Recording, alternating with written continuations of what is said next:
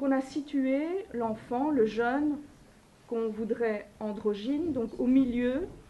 Pour bien situer, c'est lui qui est au centre de cette action.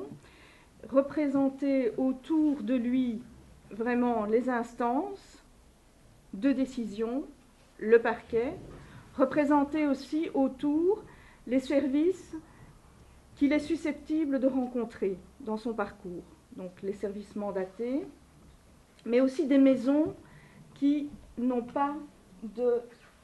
Donc des maisons sur lesquelles rien n'est écrit. Certaines maisons sont nommées services. Donc on a regardé le mot service parce que c'est suffisamment général. Donc c'est pas institution, c'est suffisamment général pour pouvoir représenter des services qui travaillent dans les familles ou des services d'hébergement, un service public éventuellement comme une IPPJ ou un service privé.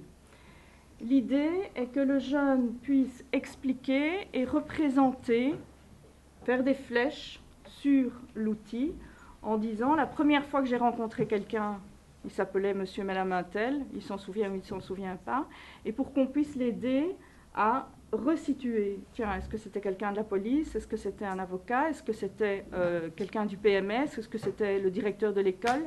Comment a commencé l'histoire?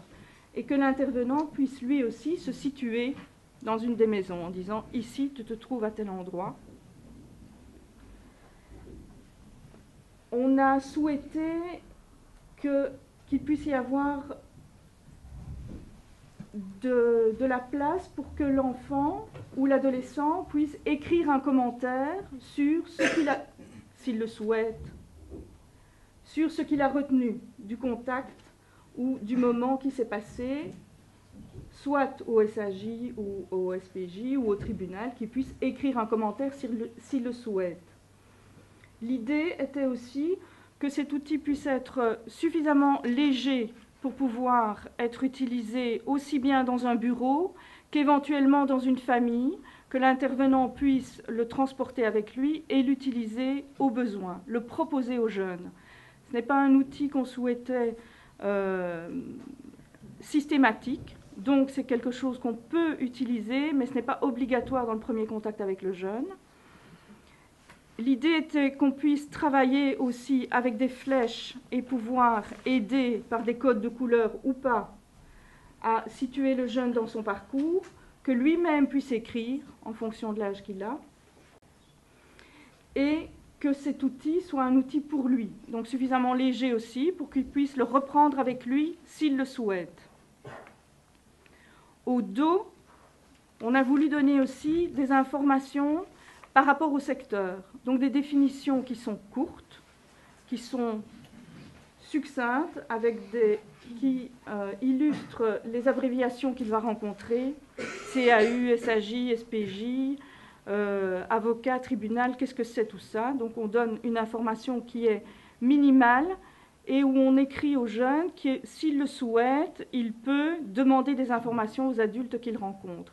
Donc c'est à la fois un outil qui peut servir dans le moment présent de la rencontre, mais c'est aussi un outil qui peut ensuite être gardé par le jeune et qui, s'il le souhaite, peut être représenté à l'intervenant suivant. Comme un fil rouge qui pourrait passer de service en service. Il est peut-être illusoire de croire qu'on va avoir un grand nombre de jeunes qui vont garder cet outil et qui vont éventuellement le représenter à un autre intervenant.